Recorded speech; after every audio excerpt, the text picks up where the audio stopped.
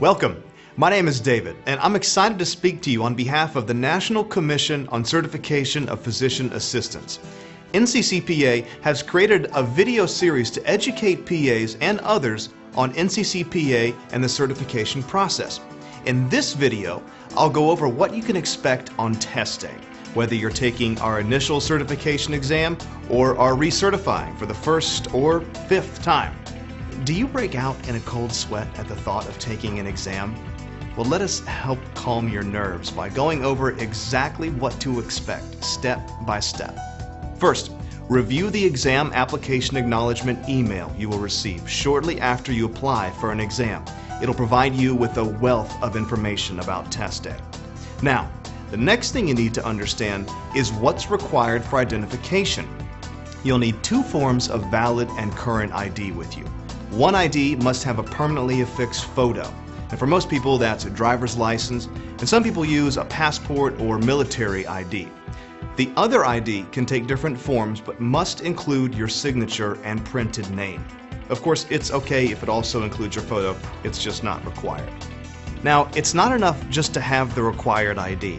You also have to make sure that your name on each ID matches what is listed on record with NCCPA. And what do we mean by match? Well, it's not as cut and dry as you might think. We've tried to be as flexible as we can while still protecting the integrity of the exam process. For more information, click on the ID info screen as you fill out the application. If your name doesn't match, contact NCCPA as soon as possible to get this corrected. Otherwise, you'll not be able to take your exam. And make sure that you remember those IDs on test day. Other than your IDs, what should you bring on test day? We recommend you bring something to drink and enough healthy snacks to get you through the test day. Now, there are several things you'll need to do when you arrive at the test center, so plan to arrive at least 30 minutes early.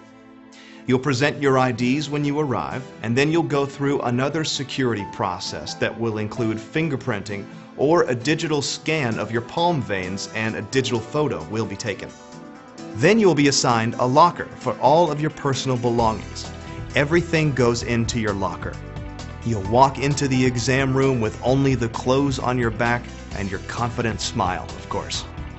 You'll be able to access your locker during breaks between sections of your exam, and that'll be your chance to get something to eat or drink, take medication if you need to, and attend to other biological necessities. If you're diabetic or have another medical condition that requires you to access medication or food at a specific time or at more frequent intervals, you must get prior approval from NCCPA. Once you enter the testing room, test center staff will provide instructions on the computer equipment. Now, security is tight for obvious reasons, so don't be surprised when the test center staff advises you that you will be audio and videotaped throughout the day. You will also be able to take a tutorial before starting the exam.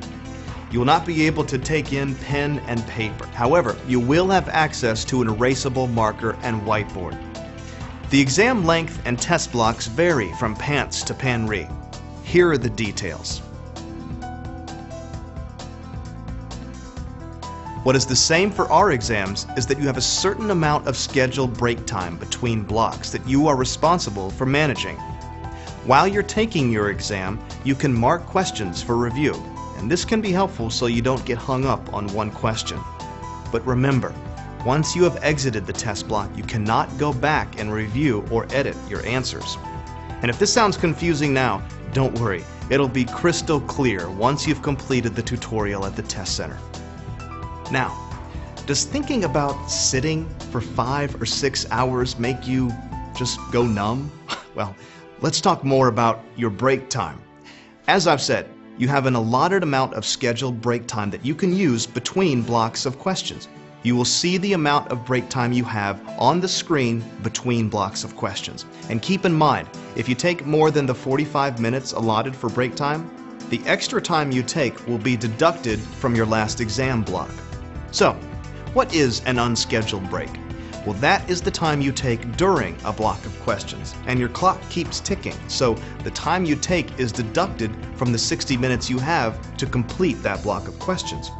You are responsible for managing your break time so you have enough time to complete your exam. And remember, each time you leave and re-enter the exam room for a break, you'll have to go through security procedures. And when on a break, use common sense about what you do. Don't do anything that could compromise your exam or put you at risk for disciplinary action.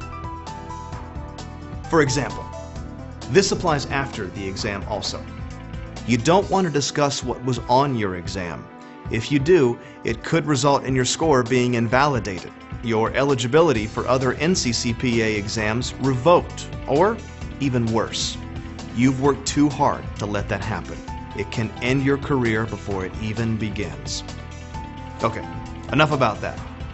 Test Center staff members are committed to providing a safe, secure testing environment for your exam. But sometimes things happen.